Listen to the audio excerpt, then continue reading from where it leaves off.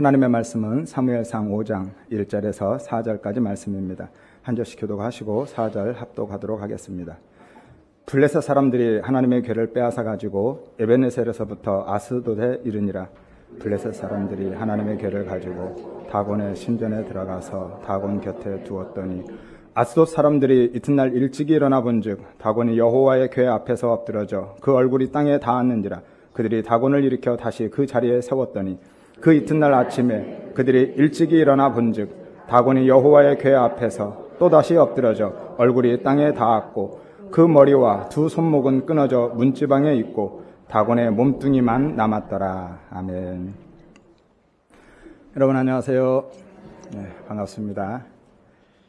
비가 와도 참 너무 많이 오죠. 한 주간도 수해 없도록 조심하시기를 바라고요. 오늘 문득 그런 생각이 들었습니다. 우리 주님이 언제 다시 오실까를 생각해 봤는데 아마 이런 날이 아닐까 하는 생각이 들더라고요. 너무 진지하게 생각 안 하셔도 됩니다. 오늘 본문은요, 4장에서부터 이어지는 내용입니다. 4장의 속편이나 혹은 에필로그로 볼 수 있죠. 이스라엘의 역사 중에서 이스라엘은 참 오랫동안 우리나라처럼 남에게 많은 지배를 받고 살았었죠. 그러한 역사 중에서도 아마 가장 슬픈 역사 중에 하나가 아닐까 싶습니다. 따라서 오늘 본문을 이해하려면 4장의 내용을 먼저 알아야만 하겠죠. 당시 이스라엘은 다스리는 왕이 없는, 하나님을 그들의 왕으로 인정하지 않는, 하나님을 버린, 그리고 자기 소견에 오른 대로 행하는 그러한 사사시대였습니다. 하나님이 직접 통치하시는 신정시대였죠. 근데 그 끝자락에 지금 온 상황이죠. 당시는 엘리가 제사장으로 있던 때입니다. 엘리 이후에 이제 사무엘이 마지막 사사로 등장하고요. 그리고 사울을 세움으로써 왕정 시대가 시작되는 것이죠. 엘리가 제사장으로 있던 시대에 영적으로는 참 암울했습니다. 그 시대를 3장 1절에서 2절에 이렇게 평가하죠. 여호와의 말씀이 희귀하여서 이상, 계시입니다. 하나님의 계시, 하나님의 말씀이 흔히 보이지 않았다. 그리고 엘리의 눈이 점점 어두워 가서 잘 보지 못했다라고 하죠. 엘리의 육신적인 시력이 떨어진 것은 물론이거니와 그의 영적인 분별력까지 없어졌다라는 것을 상징적으로 보여주고 있는 말씀입니다. 하나님의 말씀, 하나님의 계시가 희귀해졌다라는 것은 이스라엘의 영적 타락에 대해서 하나님이 심판하고 계시다라는 것을 보여주고 있는 것이죠. 아모스서 8장 11절에서 12절에 이렇게 말씀합니다. 내가 기근을 땅에 보내리니 양식이 없어서 줄이는 것이 아니다. 물이 없어서 가라는 것이 아니다. 여호와의 말씀을 듣지 못하는 기갈이고 동서남북 어디를 봐도 바다 끝까지 찾아봐도 여호와의 말씀을 구하려고 돌아다녀도 얻지 못할 것이다 라고 말씀합니다. 그러니까 하나님의 말씀, 여호와의 계시, 그 말씀이 희귀해졌다는 것은 그만큼 그들의 영적으로 타락해졌다는 것이고 하나님이 그들을 심판하고 계시다라는 것을 보여주고 있는 것이죠. 그래서 이스라엘은 정치적으로 군사적으로 쇠퇴해져 갔습니다. 그리고 오랜 숙적이었던 블레셋에게 정복당해서 그 밑에서 살고 있던 때였어요. 블레셋은 팔레슈티라는 단어입니다. 들어보신 단어죠. 팔레슈티. 팔레스틴이 여기에서 나온 겁니다. 이 블레셋, 지중해 연안에 위치해 있는데요. 삼손 때부터 이스라엘을 다스려 왔습니다. 삼손도 이 블레셋 사람들에 의해서 죽었거든요. 그리고 다윗이 블레셋을 완전히 정복할 때까지 100년 이상 이스라엘을 괴롭혔던 곳이 바로 이 블레셋입니다. 아무튼 엘리 제사장 말년에 이스라엘이 블레셋의 멍에에서 벗어나 보고자 애를 썼습니다. 그래서 군대를 소집하고 전쟁을 한번 벌여본 것이죠. 4장 1절에 보니까 이스라엘은 에베네셀 곁에 진치고 블레셋은 아벡에 진을 쳤다라고 말씀합니다. 이미지 한번 띄워보실래요? 저것은 2차 전투의 모습인데요. 지중해 연안에 블레셋이 있고요. 이스라엘과 저 위에 아벡에서 만나서 싸우게 됩니다. 1차 전투에서는 이스라엘이 대패를 하게 됩니다. 약 4천여 명이 죽고 패전을 합니다. 그리고 그들이 모여서 군사회의를 다시 열게 되죠. 이 원인이 어디에 있을까? 우리가 왜 졌을까? 그리고 원인을 찾은 것이 어디였습니까? 언약궤. 우리가 언약궤를 들고 가지 않았구나. 하나님의 임재의 상징인 언약궤를 놓고 갔다라는 생각을 하게 됩니다. 그래서 4장 3절에 보니까 여호와의 언약궤를 실로에서 우리에게로 가져다가 우리 중에 있게 하여서, 언약궤가 지금 실로에 있었거든요. 그것으로 우리 원수의 손에서 구원하게 하자라고 결의를 합니다. 그래서 언약궤가 이스라엘의 진영으로 이제 드디어 들어오게 됩니다. 이스라엘은 사기가 충천해졌어요. 4장 5절에 보니까 여호와의 언약궤가 진영에 들어올 때 이스라엘이 큰 소리로 외쳤다. 그런데 그 외칠 때 땅이 울렸다라고 말씀하죠. 얼마나 그들이 소리 지르고 사기가 올랐는지 땅이 진동할 만큼. 그들은 언약궤가 들어오자 승리에 대한 확신에 찬 겁니다. 왜 그랬을까요? 왜 언약궤가 하나 들어왔는데 그들이 그렇게 사기가 올랐겠습니까? 이스라엘 백성들은 요단강을 건널 때에도 언약궤가 앞서갔죠. 여리고성을 무너뜨릴 때도 그 난공불락의 여리고성도 언약궤 때문에 그들은 무너뜨렸다고 생각한 겁니다. 언약궤를 그렇게 앞세우고 모든 승리를 거뒀기 때문에. 그리고 이 소식이 블레셋에 들려졌을 때는 블레셋 사람들은 반대로 두려움에 떨었습니다. 4장 7절에서 8절. 블레셋 사람이 두려워하여 이르되 신이 진영에 이르렀도다. 이스라엘의 신을 이야기합니다. 언약궤를 이야기하죠. 우리에게 화로다. 우리에게 화로다. 누가 우리를 이 능한 신들의 손에서 건지겠느냐. 이 신들이라고 표현한 것은 블레셋 사람들이 여러 신을 섬기는 이 다신론 사상을 반영하고 있는 것이죠. 이 화로다라고 탄식하는데 이것은 슬픔이나 좌절, 절망을 표현하는 감탄사입니다. 그러니까 우리식으로 표현하면 이제 죽었네. 우리는 죽었네. 이런 거예요. 우리는 끝났구나. 어원이 실컷 울다라는 것이거든요. 그러니까 언약궤가 들어올 때 그 이야기를 들은 블레셋 사람들은 절망한 겁니다. 그것을 2번 반복해서 쓰고 있다는 것은 그들의 두려움이 그만큼 컸다라는 것이죠. 왜냐하면 당시의 전쟁은요, 그냥 국가와 국가의 전쟁이 아닙니다. 당시의 전쟁은 그들의 개념 속에서는 신들의 전쟁을 대리하고 있는 거예요. 신들의 전쟁의 대리전으로 생각했기 때문이죠. 그러니까 이제 이스라엘의 신, 하나님이 그들 진영에 들어왔기 때문에 자신들은 이길 수 없다라고 생각한 겁니다. 그러면은 블레셋 사람들이 알고 있는 이스라엘의 신, 그 하나님은 어떤 신입니까? 8절에 보니까 여러 가지 재앙으로 애굽인을 친 신들이다라고 말씀합니다. 단순히 애굽 사람들을 친 게 아닙니다. 이 애굽에 있던 이 재앙들, 여러 가지 10가지 재앙들은 애굽에 있는 강력한 신들과의 전쟁이었고 그 모든 신들을 깨뜨린 사건이거든요. 팁을 하나 드리면 애굽의 10가지 재앙, 어떤 재앙들이 있죠? 피개, 이파, 악도구, 매흑장이라고 외우시면 됩니다. 피, 개구리, 이파리, 악질, 독종, 우박, 메뚜기, 흑암, 장자 재앙이죠. 이 10가지 재앙. 이 10가지 재앙은요, 단순히 애굽인들을 친 것이 아니라 그들이 섬기고 있는 애굽의 대표적인 신들을 심판하신 사건이거든요. 피는요, 나일의 신 하피, 그리고 생명과 창조의 신 크눔을 친 거고요.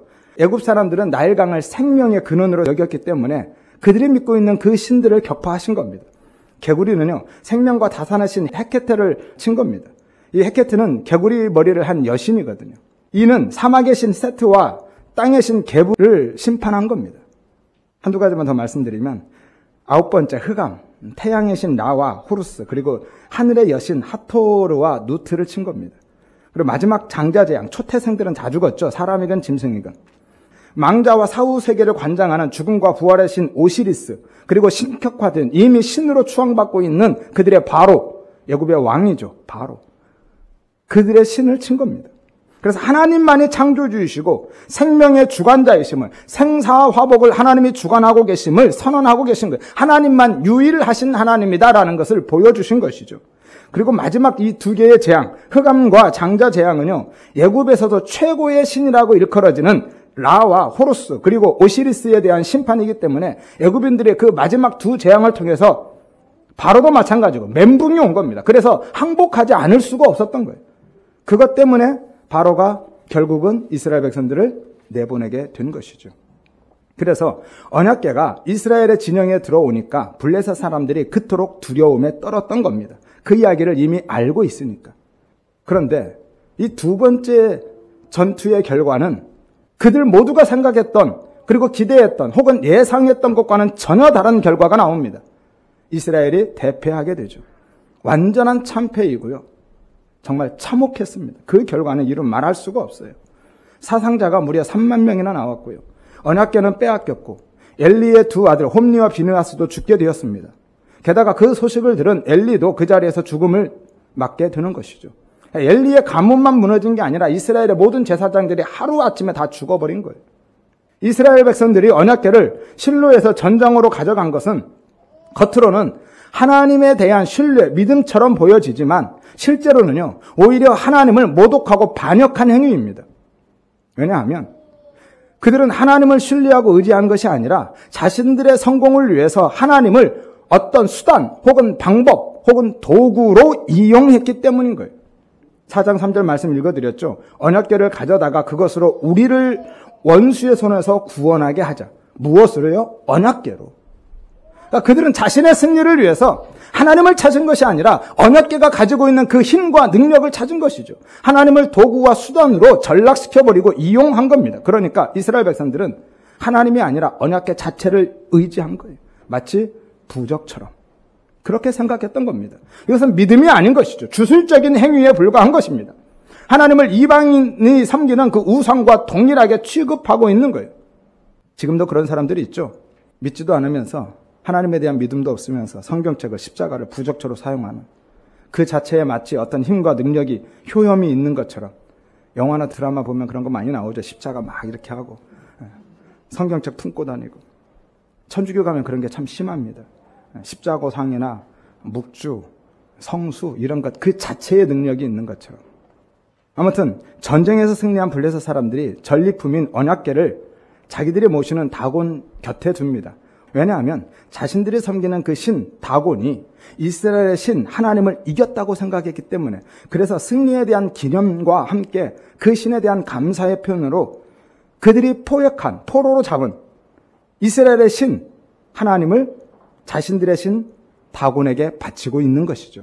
2절을 보십시오. 블레셋 사람들이 하나님의 궤를 다곤 곁에 두었다라고 말씀합니다. 이 곁에라는 것은 가까이 혹은 함께 혹은 향하여라는 의미죠. 그러니까 다곤 앞에 다곤을 향해서 딱 놓아둔 거예요. 다곤에게 바친 겁니다. 이 다곤은요, 물고기, 이 다가에서 온 거예요. 그래서 물고기의 신이나 혹은 농업의 신으로 불려지고 있습니다. 그리고 바알의 아버지로 알려져 있죠. 이 다곤은 어떤 신이냐면요, 반은 사람이고 반은 물고기입니다. 우리는 인어로 알려져 있죠. 인어 생각하시면 됩니다. 이미지 한번 띄워보실래요? 이게 다곤 신입니다. 반은 사람이고 반은 물고기죠. 팁을 하나 드리면, 원래 이게 사이렌이라는 그리스 신화 속에 나오는 물의 정령이죠. 원래 이 사이렌은 암컷 수컷 다 있습니다. 아름다움과는 거리가 먼 괴물이고요, 몬스터예요. 디즈니를 비롯한 여러 매체들에서 아름다운 여성, 인어 공주로 표현하고 묘사하죠. 다 장사 속에 불과합니다. 지중해의 한 섬에서 달콤한 그리고 매혹적인 노래를 불러서 그곳을 지나가는 배의 선원들을 유혹하고요, 그들을 투신하게 만들고 그 배를 난파시키고 때로는 그 선원들을 잡아먹는 이러한 몬스터입니다. 그 중에는 꼬리가 2개인 것도 있습니다. 비늘만 있지 완전히 사람 다리처럼 꼬리가 2개인 것이 있어요. 아마 그런 이미지를 많이 보셨을 텐데요. 이거 이미지를 보여드려야 되나 말해야 되나 좀 고민을 했습니다. 이거 보여드리면 설교 내용 하나도 기억 못하고 이것만 기억하실 것 같아서. 그래도 궁금하시죠? 다음 이미지 한번 띄워보실래요? 많이 보셨죠? 처음 보는 거예요? 아니요, 많이 보셨을 거예요. 다음 이미지 한번 보실래요? 많이 보셨죠? 스타벅스 이미지입니다. 처음 이미지가 1971년에 나온 저거예요. 그런데 선정성 논란 때문에, 참 선정적이잖아요. 그죠? 여자가 이렇게 다리를 벌리고 있는 그런 모습이라서 그런 논란 때문에 조금씩 바뀌어 간 겁니다. 그리고 지금의 이미지가 된 거예요. 그래서 저것이, 손으로 잡고 있는 저것이 어떤 건지 몰랐는데 저렇게 보니까 자기가 꼬리였구나 라는 것을 알게 된 것이죠. 의미는 사이렌처럼 커피로 손님을 유혹하고 유인하겠다라는 거예요. 사이렌, 원래 집착, 중독, 죽음을 상징하고 있거든요. 우리 비상시에 사이렌 울리는 거 있죠. 그 사이렌도 여기서 온 겁니다. 동일한 거예요. 아무튼 간에 제자로 이제 돌아오겠습니다. 블레셋 사람들이 언약궤를 다곤 곁에, 다곤을 향하여 두었는데 다음 날 들어가 보니까 이상한 일이 벌어졌죠. 3절을 보십시오. 다곤이 언약궤 앞에 얼굴을 대고 엎드려져 있습니다. 이 엎드려지다, 떨어지다, 엎드리다, 항복하다라는 의미인데요, 경외심을 갖고 엎드리는 것을 의미합니다. 다곤이 그러니까 땅바닥에 얼굴을 대고 납작 엎드려서 하나님께 항복하고 있고 굴복하고 있는 것이죠. 하지만 블레셋 사람들이 그 사실을 알 리가 없잖아요. 그래서 다곤을 일으켜서 다시 제자리에 세워둡니다. 이 본문을 보면서 시편 115편 4절에서 11절 말씀이 생각나더라고요. 우상은 금과 은이고 사람의 손으로 만든 것에 불과하다. 그러니까 수곡물인 거예요. 입이 있어도 말하지 못하고, 눈이 있어도 보지 못하고, 귀가 있어도 듣지 못하고, 코가 있어도 냄새 맡지 못하고, 손이 있어도 만지지 못하고, 발이 있어도 걷지 못하고, 목구멍이 있어도 작은 소리조차 내지 못한다 라고 말씀하죠. 이것이 우상인 거예요. 사람의 손으로 일으켜 줘야만 일어날 수 있는, 제자리를 찾아갈 수 있는 것, 무슨 힘이 있고 무슨 도움이 되겠습니까? 그럼에도 불구하고 사람들은요, 그것을 기대고 거기에 의존하고 그 앞에서 머리를 조아리며 복을 빌어요. 사람들이 깎아 만들어 놓은 그것을 돈 주고 사다가 세워놓고 섬기고 있더라는 거예요. 그것이 마치 복을 줄 것처럼. 심지어 돼지머리 놓고 복을 빌죠. 산돼지도 아니고. 그 돼지가 진짜 복을 주는 힘이 있다면 저 같으면 열받아서라도 그 앞에 있는 사람들 가만두지 않을 것 같아요. 아무튼 그렇게 다시 세워두었는데 다음날 보니까 다곤이 또다시 언약궤 앞에 얼굴을 대고 엎드려져 있습니다. 그것도 이번에는 그냥 엎드린 게 아니라 머리가 잘리고 두 손목이 다 끊어져서 문지방에 나뒹굴고 있고 몸뚱이만 덜렁 남아 있습니다. 이 끊어지다, 카라트라는 단어인데요. 자르다, 베어내다, 죽이다라는 거예요. 그러니까 우연히 넘어지고 부서진 게 아니라 누군가 일부러 부서뜨린 거예요. 깨뜨렸다라는 거예요. 끊어낸 겁니다. 하나님이 심판하셨다라는 것을 강조해주고 있는 것이죠. 이것은 다곤은 생각도 인식도 못하고 아무 능력도 없는 헛된 우상이라는 것을 보여주고 있는 것입니다. 하나님만 유일하신 하나님이심을 선언하고 계신 거고요. 한 걸음 더 나아가면 예수님이 다곤을, 세상을 혹은 사탄을 혹은 우상을 섬기는 사람들을 심판하고 계시다라는 것을 보여주고 있는 것이고 앞으로 그 예수님이 그 심판주로 오실 것에 대해서 예표해 주고 있는 것입니다. 왜 그럴까요? 언약궤가요. 그 자체가 사실은 예수님에 대한 상징이기 때문이에요. 팁을 하나 더 드리면 조금 어려운 이야기일 수 있는데 잘 들어보시기를 바랍니다. 이 언약궤는요. 우리는 흔히 하나님의 임재의 상징으로만 생각하는데 예, 맞습니다. 하나님의 임재의 상징이긴 한데 사실은 정확히는 하나님의 임재의 상징일 뿐만이 아니라 언약궤 자체가 그냥 예수 그리스도를 의미하고 있어요. 그냥 예수님입니다. 언약궤 이미지 한번 띄워보실래요?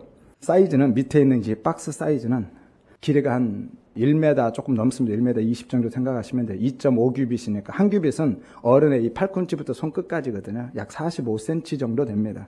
윗뚜껑은 속죄소가 있고요. 그 속죄소, 저 뚜껑 위에 제물의 피를 뿌리는 장소이죠. 그리고 천사들이 있죠. 특별한 천사, 곧 여호와의 사자 예수를 상징하고 있습니다. 날개를 펴서 속죄소를 덮고 있죠. 그리고 얼굴은 그 속죄소를 향하여 있습니다. 바라보고 있는 것이죠. 그런데 그 안에 무엇이 들어있는 줄 아십니까? 세 가지가 들어있죠. 두 돌판, 만나가 든 항아리, 그리고 아론의 쌍난 지팡이. 두 돌판은 십계명이죠. 하나님의 말씀, 그래서 증거판이라고도 합니다. 그래서 하나님의 말씀이신 예수 그리스도를 상징하고 있습니다. 말씀이 육신이 되어 오셨죠. 예수님이시잖아요.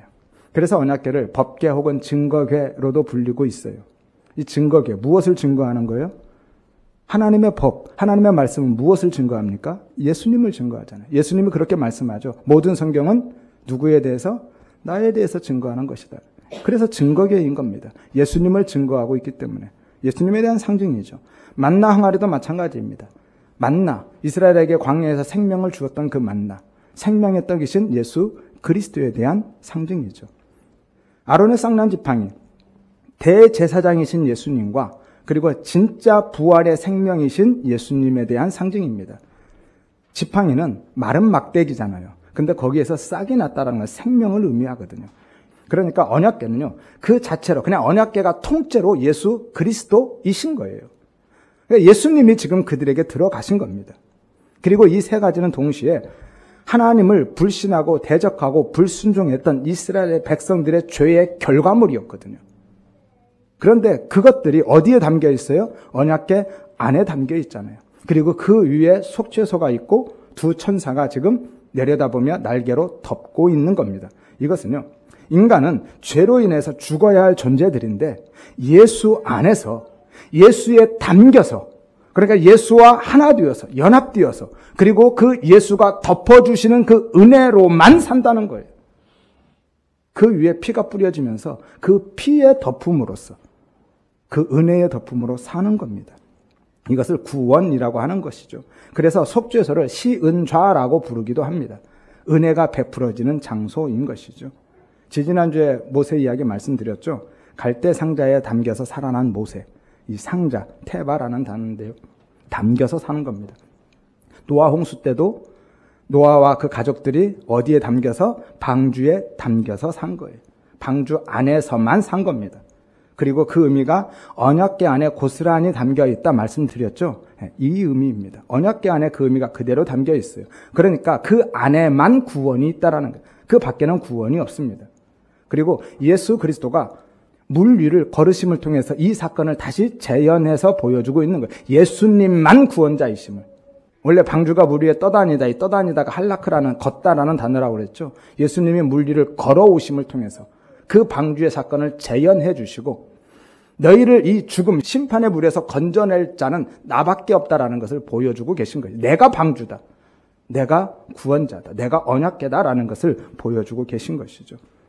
그러니까 언약궤는 죄인인 우리가 예수 안에 담겨서 곧 예수의 은혜로만, 예수의 피의 덮음으로만 심판을 면하고 생명을 얻는다라는 것을 보여주고 있는 것이죠. 가시적으로 보여주는 것이 바로 언약궤인 겁니다. 이것이 은혜인 거예요. 덮어주심의 은혜. 그리고 신약에서는 이것을 뭐라고 한다고요? 여겨주심의 은혜. 이것을 구원이라고 하는 겁니다. 에스겔서 16장에 보니까 이스라엘 백성들을 탯줄도 자르지 않고 강보로 싸지도 않은 채 버려진 아이로 표현하고 있습니다. 그런데 내가 너희를 데려다가 내 옷으로 너를 덮어서 벌거벗은 것을 가렸고 내가 너를 내게 속하게 했다. 내게 속했다는 건 하나님의 자녀가 되게 했다라는 것이거든요. 무엇으로요? 내가 너를 덮어서. 덮어주시면 그 은혜 때문에 하나님의 자녀가 되는 것이에요. 이것이 구원인 것이죠.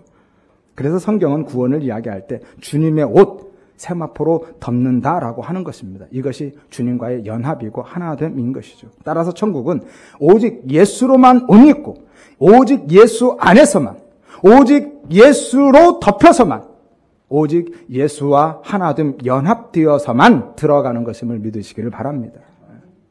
이것이 우리가 입고 들어갈 예복인 거예요. 다른 옷을 입고는 못 들어갑니다.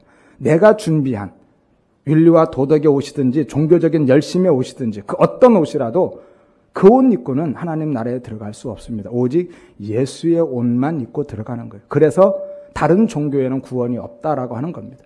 그러니까 오늘 본문에서 언약궤가 블레셋과 그들이 섬기는 다곤 신전에 들어가서 다곤을 깨뜨리고 부셔버린 것은 다곤이 사람의 수공문에 불과한 헛된 우상이고 하나님만 유일하신 참 하나님이심에 대한 선언임과 동시에 정확하게는 예수님이 지금 다곤을 우상 숭배자들을 심판하고 계신 거예요. 그리고 장차 세상의 심판주로 오실 것임을 선언해 보여주고 계신 것이죠.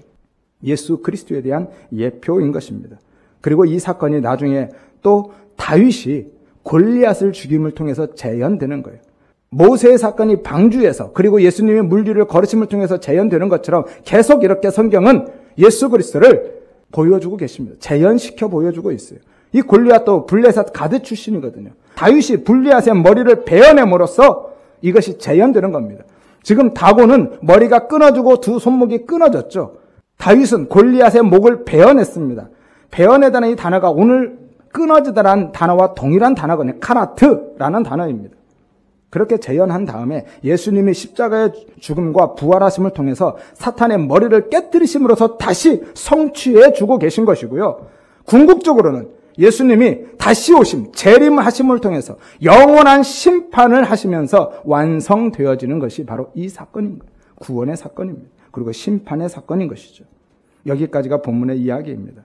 그리고 오늘 본문은 오늘날 기독교 그리고 교회가 처한 상황들을 또한 우리 성도들의 삶의 모습을 그대로 보여주고 있는 거예요. 세상은, 블레셋은 하나님의 교회를, 성도들을 잔인하고 맹렬하게 공격해 옵니다. 2000년의 세월 동안에 단 한 번도 쉬지 않습니다. 멈추지 않았어요. 그 공격의 형태는 매우 다양하죠. 시대나 상황이나 세대나 개인의 성향에 따라서 다르게 나타나기도 합니다. 하지만 하나 확실한 것은 절대로 쉬지 않는다는 거예요. 사탄은 공격을 멈추지 않습니다. 때로는 이성과 지성 혹은 지식으로 공격했죠. 성경을 하나님의 계시가 아닌 철학이나 학문 혹은 역사로 보게 했습니다. 때로는 과학의 모습으로 공격했습니다. 특히 진화론을 통해서 하나의 가설과 이론일 뿐임에도 불구하고 과학의 탈을 쓰고 기독교를 맹공격해서 성경을 부정해버리고요. 기독교 신앙의 기초를, 그 토대를 뿌리채 흔들어 버렸습니다. 사실은 진화론이 오히려 믿음의 영역 종교인데 그 진화론이 마치 과학처럼 들어와서 모든 기독교를, 성경을 그렇게 부정해버린 것이죠. 또한 문화와 문명, 법률, 정치의 형태로서 기독교를 공격하기도 합니다. 반기독교적인 신앙과 비신앙적인 생각을, 그 삶을 강요했습니다.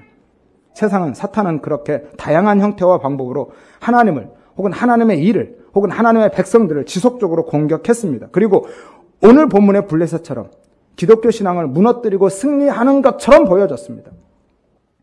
미국의 청교도 신앙 다 무너진 지 오래죠. 우리의 붕의 물결도 다 가라앉았습니다. 교회는요, 갈수록 세속화되고 정치화되고 종교화되어 가고 있고요. 그로 인해서 성도들도 하나님을 혹은 예수님을, 십자가를 바라보는 것이 아니라 나만 바라보는, 자기만 바라봅니다. 그리고 나만 위해서, 자기만 위해서 살아가고 있습니다. 하긴 오늘날뿐만이 아니라 예수님 당시에도, 그리고 초대교회 당시에도 그랬습니다. 예수님이 십자가에 죽으심으로 블레셋이, 사탄이 승리한 것처럼 보였잖아요. 로마의 박해로 인해서 초대교회는 기독교 신앙은 완전히 말살된 것처럼 보여졌습니다. 이후에도 카톨릭이 타락하면서 순수한 복음이 실종되어진 것처럼 보여졌죠. 그리고 지금도 마찬가지입니다. 교회가 세속화되고 종교화되면서 예수가 없는 인본주의적인 종교로 전락한 것처럼 보여집니다. 블레셋은, 세상은, 사탄은 항상 그렇게 기독교를, 하나님과 하나님의 백성들을, 하나님의 일을, 하나님의 교회를 맹공격하고 있고 항상 이기는 것처럼 보여져 왔습니다. 그런데 참 아이러니한 것은 무엇인 줄 아십니까? 그럼에도 불구하고 현대의 블레셋은, 세상은요, 교회를 그렇게 싫어하고 미워하고 공격하면서도 완전히 버리지는 않습니다.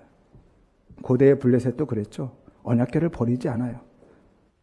당연히 언약궤를 파괴하고 버려야 되는데 그 언약궤를 어디다 두고 있어요? 다곤 신전에 두고 있잖아요.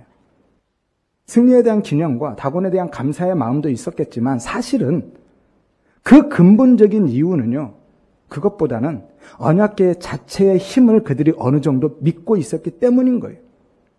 다곤에게 비록 패하기는 했지만 그 언약궤는 이스라엘 백성들에게 정말 많은 승리를 가져다 주었기 때문에, 그렇게 귀한 물건이기 때문에 언젠가는 자기들도 그 언약궤의 힘이 필요할 날이 올지도 모른다라는 생각 때문에 버리지 않은 겁니다. 그래서 파괴하지 않고 그곳에 둔 거예요. 그러니까 그들은 이스라엘의 신의 힘도 필요로 했던 겁니다. 이것이 종교 혼합주의고 다신교 사상인 거예요. 당시 블레셋은 다곤신만 있었던 게 아닙니다. 블레셋은 대표적인 신이 세 가지가 있는데요. 다곤신, 그리고 아스다롯, 여러분 아세라라고 알려진 아스다롯, 그리고 바알세붑입니다. 거기에 이스라엘에 섬기는 이스라엘의 신도 추가하고 싶었던 것이죠. 왠지 아십니까? 다곤은요, 말씀드린 대로 물과 혹은 평야의 신이기 때문에, 그리고 아스다롯과 바알세붑은요, 하늘의 신으로 알려져 있거든요. 그런데 이스라엘은 그들에게 어떤 신으로 알려져 있어요?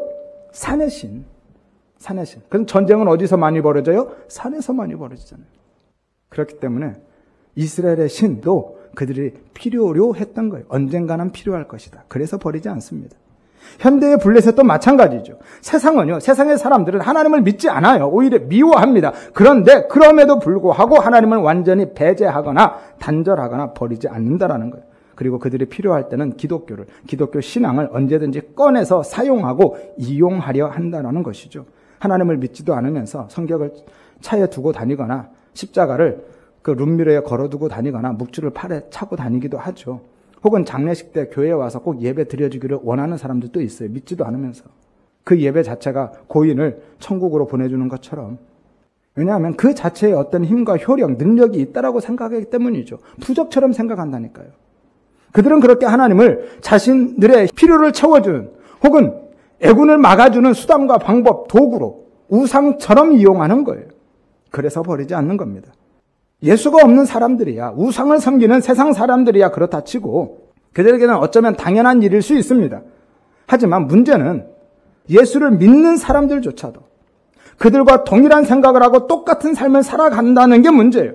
아니, 그들보다 훨씬 더 자주, 많이, 그리고 심하게 그렇게 한다라는 게 문제입니다. 당시 이스라엘 백성들이 언약궤 자체를 의지했던 것처럼. 왜냐하면 세상은 하나님에 대한 관심도 믿음도 없잖아요. 그래서 정말 급할 때만 찾습니다.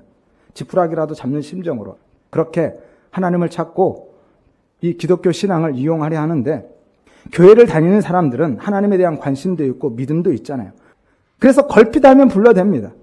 알려진 램프를 문지르듯이 혹은 도깨비 방망이를 두들기듯이 그렇게 하나님을 소환해내는 거예요. 자신들이 필요할 때마다.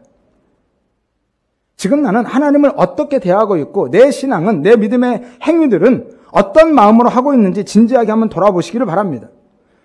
나는 왜 하나님을 예배하고 있고 기도하고 있고 헌금을 드리고 봉사하고 전도하고 있는지, 이러한 신앙의 행위들을 왜 하고 있는지를 진지하게 한번 고민해 보시라는 거예요. 정말 구원의 은혜에 대한 감사와 천국에 대한 소망으로 하나님의 영광을 위해서 사는 그 마음으로 예수 그리스도의 그 은혜 안에서 그 예수를 드러내고 나타내고 싶은 마음으로 그렇게 하고 있는지, 아니면 오늘 이스라엘 백성들처럼 언약궤를 들고 나갔던 그들처럼 그 힘과 능력이 필요해서 내 소원 성취를 위해서만 그렇게 하고 있는지, 아니면 그렇게 안 하면 혼날 것 같으니까, 벌 받을 것 같으니까 그렇게 하고 있는 것인지, 그것도 아니면 혹시 모를 일에 대비해서 정말 보험료를 납부하는 마음으로 그렇게 하고 있는지를 한번 진지하게 돌아보시기를 바랍니다. 오늘 우리 모든 성도님들은 하나님을 혹은 우리의 신앙을 나를 위한 수단과 방법, 도구로 이용하지 않으시기를 바랍니다.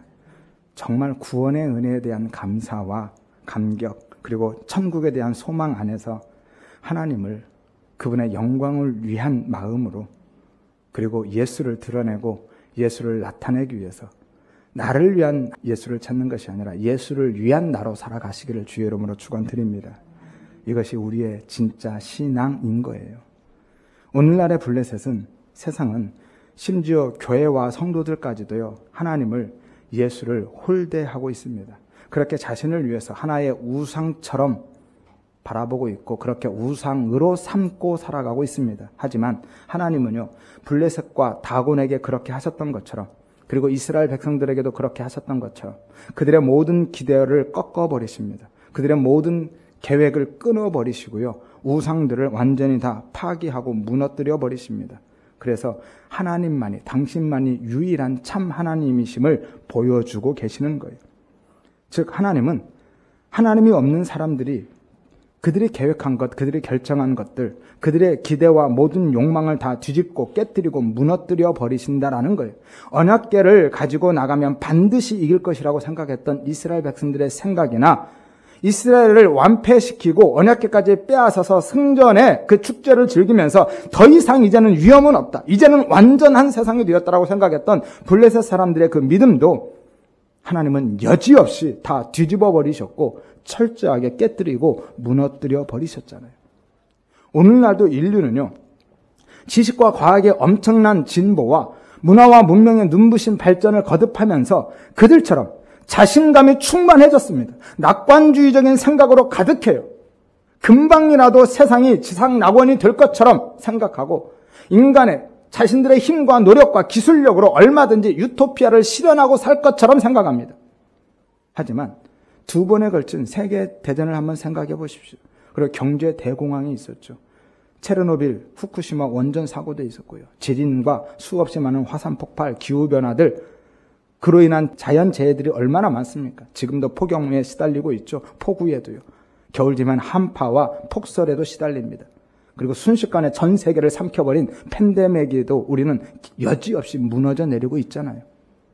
개인도 마찬가지입니다. 한 개인도 수없이 많은 사건, 사고를 경험하며 살고 질병과 재난 속에서, 재해 속에서 살아갑니다. 경제적인 문제뿐만이 아니라 부부와 자녀들의 문제, 대인관계의 문제들이 계속해서 발생해 가거든요. 우리는 그때마다 이유를 생각해내요. 원인을 분석합니다. 그리고 대안을 제시해내죠. 이스라엘 백성들이 그랬죠. 이유를 생각하고 분석하고 대안을 제시한 게 뭐였어요? 언약궤예요. 언약궤도 가지고 나가보고 쓰러진 다곤도 정성스럽게 다시 제자리에 세워놓기도 합니다. 그런데 하나님은요, 그때마다 우리가 고민하고 연구해서 내놓은 그 답안지를 여지없이 그냥 찢어버리신다니까요. 그리고 종국에는 주님이 직접 내려오셔서 그 세상의 모든 것들을 다 파괴하고 심판하실 것입니다. 산산이 부수신다라는 거예요. 그렇게 우리는 계속해서 이스라엘처럼 이번에는 괜찮을 거야, 이제는 잘 될 거야 라고 생각하고, 블레셋들처럼 모든 것이 완벽하다, 그래서 축제를 즐기자라고 하지만 우리가 들고 나가는 그 언약궤는 번번이 빼앗기게 되어 있고 세상에 내어놓는 그 다곤은 계속해서 엎드려지게 되어 있어요. 그리고 이 일은 우리가 의지하고 도구로 삼는 그 언약궤를 내어놓고 진심으로 하나님을 바라볼 때까지는 그렇게 될 거예요. 우리가 바라보고 세워놓는 다곤신을 버리고 전심으로 하나님만 의존할 때까지는 계속 그 넘어짐이, 엎드려짐이, 부서짐이, 깨어짐이 계속 된다라는 거예요. 왜냐하면 하나님만 유일하신 참 하나님이시니까. 그래야 그 하나님을 인정하니까. 그래야 그 하나님을 받아들이고 의지하고 의존하며 살아가니까. 그래야 내가 아닌 하나님을, 예수님을 드러내고 나타내는 삶을 살아갈 수 있으니까요. 그래서 하나님은 우리의 삶 한가운데로 들어오셔서 우리의 계획을 흐트러 놓으시는 거예요. 우리의 결정들을 뒤집어 놓으시는 겁니다. 우리의 기대와 욕망을 철저하게 깨트리시고 무너뜨려 버리시는 거예요. 하나님은 그렇게 우리가 하나님을 떠나 인생을 그리고 세상을 즐기도록 그냥 내버려 두지 않으십니다. 우리의 삶을 매우 소란스럽게 하고요. 우리의 삶을 때로는 뒤죽박죽으로, 때로는 엉망진창으로 만들어 버리시는 거예요. 그럼에도 불구하고 이 어리석은 무지한 사람들이 블레셋 사람들처럼 쓰러진 다곤을 다시 세우기에 급급하다는 거예요. 심지어는 5절에 있는 것처럼 다곤에 잘린 그 머리와 손이 닿은 문지방도 안 밟고 넘어다니려고 애를 쓰고 산다는 거예요. 얼마나 어리석습니까? 심지어는 예수를 믿는다 하는 사람들도 이스라엘 백성들처럼 언약궤만 찾고 그것만 의지하고 있다라는 게 문제입니다. 하지만 여러분, 분명히 알아야 됩니다. 똑바로 보셔야 돼요. 당시 이스라엘이 패하고 언약궤를 빼앗긴 것은요, 블레셋이 용맹하고 다곤의 신이 강했기 때문이 아닙니다. 진짜 이스라엘의 패배의 원인은 이스라엘이 약해서 그래요. 그들의 물리적인 힘, 군사력이 약한 것이 아니라 그들의 신앙이, 하나님과의 관계가 약했기 때문인 거예요. 그래서 하나님을 온전히 신뢰하고 의존하는 것이 아니라 자기들의 힘을 믿고 하나님을 도구로 이용하려 했기 때문인 거예요. 그래서 패한 겁니다. 하나님이 없이는 안 된다라는 것을, 불가능하다는 것을 가르쳐 주시기 위해서. 하나님 없는 인생은 심판 아래에 있다라는 것을 보여주시고 깨닫게 하기 위해서 그렇게 하시는 겁니다. 오늘날도 마찬가지이죠. 세상이 강한 게 아닙니다, 여러분. 세상이 강한 게 아니라 우리가 약한 거예요. 우리의 믿음이, 나와 하나님과의 관계가 약한 겁니다. 교회는 하나님의 교회이고 성도는 하나님의 백성임을 믿으십니까? 이것은요, 하나님이 우리를 지켜주시니까, 하나님의 것이니까 걱정 말고 잘 살아라, 이런 의미가 아닌 거예요. 하나님이 주인 되신다라는 것은요, 하나님 없이는 우리는 아무것도 할 수 없는 존재다라는 거예요. 우리는 전적으로, 교회는, 성도는 하나님만 의존하며 사는 존재다라는 것을 말씀하고 계신 겁니다. 그런데 우리는 이 가장 기본적인 사실을 망각하고 스스로 무언가를 할 수 있는 것처럼, 아니 해야만 하는 것처럼 생각하며 애쓰고 사는 거예요. 하지만 하나님과의 관계가 회복되지 않으면, 하나님에 대한 온전한 사랑과 그 믿음이 없으면 어떤 종교적인 행위를 내어놓는다 할지라도, 그것이 예배가 되었건 기도가 되었건 아무리 많은 헌금이나 봉사가 되었든 상관이 없습니다. 어떤 신앙적인 종교적인 행위도, 혹은 종교적인 물건도, 성경이든 십자가도 아무 의미가 없는 거예요. 그 자체로는 우리를 도울 어떤 힘도 능력도 효험도 없습니다. 그것들은 부적이 아니거든요. 하나님은 지금도 우리에게 돌아오라고 말씀하고 계세요. 그렇게 부르고 계십니다. 따라서 자신의 무능력, 우리의 무력함을 인정하고 우리의 힘과 능력, 소유, 용기를 믿고 의지하는 자기 의존을 버리시기를 바랍니다. 오직 하나님만 바라보십시오. 오직 그 은혜 앞에만 엎드려지시기를 바랍니다. 그때까지는 이스라엘 백성들이 거듭해했던 것처럼, 다곤이 거듭해서 엎드려지고 끊어지고 부서져 나가는 것처럼, 우리가 붙들고 의지하고 있는 그 모든 것들이 그렇게 엎어지고 끊어지고 부서지고 바닥에 나뒹굴게 될 것입니다.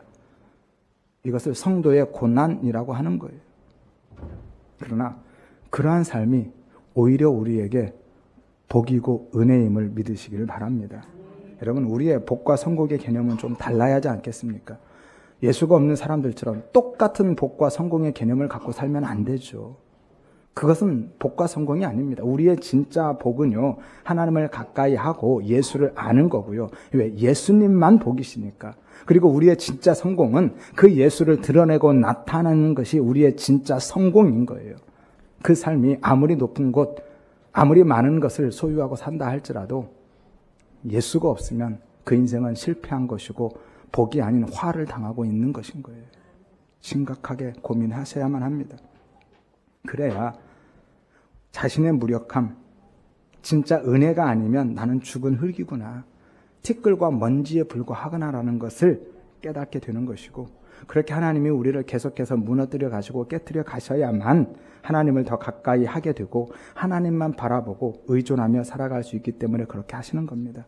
그래야 자기를 부인하고 십자가를 지는 진짜 성도의 삶, 예수의 삶을 살아갈 수 있기 때문에 하나님이 우리의 삶 가운데 들어오셔서 그렇게 깨뜨리시고 끊어내시고 무너뜨려 가시는 거예요. 이것이 우리의 고난인 거니까요. 이 시간 나는 정말 그동안에 무엇을 믿고 어떤 신을 섬겨왔는지 진지하게 한번 돌아보시기를 바랍니다. 물질의 신, 돈의 신, 지식과 과학의 신, 정치와 권력의 신, 문화와 문명의 신, 이성과 섹스와 스포츠와 스크린의 신, 그리고 그 모든 것들을 찾고 섬기는 가장 근본적인 이유인 자기 자신을 섬기며 살고 있지는 않았는지, 이것을 위해서 하나님을 찾지는 않았는지를 진지하게 고민해 보시라는 거예요. 그것은 우상 숭배인 겁니다.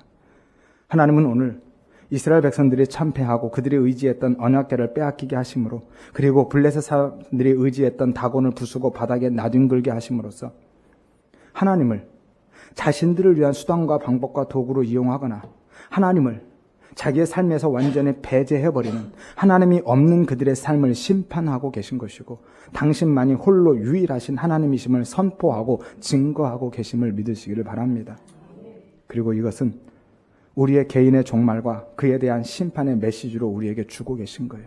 그리고 궁극적으로는 다시 오실 예수님, 그 재림으로 행하실 마지막 심판에 대한 예표로 주고 계신 겁니다. 노아 홍수처럼, 소돔과 고모라의 멸망처럼 하나님은 계속해서 사인을 우리에게 주고 계세요. 마지막 심판이 있다. 사람은 한 번 죽는데 그 위에는 반드시 심판이 있다. 개인의 종말과 인리의 종말을 경고해 주고 계신 겁니다. 사랑하는 소리와 향기교회 성도님, 오늘도 하나님이 살아계심을 믿으십니까? 오늘 본문의 하나님이 오늘도 동일한 우리의 하나님이심을 진짜 믿으십니까? 그렇다면 유일하신 참 하나님, 그 하나님만 신뢰하고 의지하고 의존하며 덮어주시는 그 은혜 앞에만 엎드리시기를 바랍니다. 하여서 이 한 주간도, 아니 여러분의 일생을 살아가는 동안에 무력한 내 힘, 내 능력, 나의 소유와 열심이 아닌 전능하신 하나님의 힘과 능력으로 견고하게 서시기를 바라고, 살아계신 하나님의 열심과 은혜로 승리의 걸음을 힘있게 내디디며 나아가시기를 바랍니다. 하여서 여러 신들 중에 하나가 아닌 유일하신 하나님을 경험하시기를 바라고, 그 하나님을 가까이 하면서 기뻐하고 하나님을 찬양하며 살아가시기를 바라고, 그 은혜 안에서 오직 예수로 옷 입고 예수와 함께 예수의 삶을 살아가시기를 주의 이름으로 축원드립니다.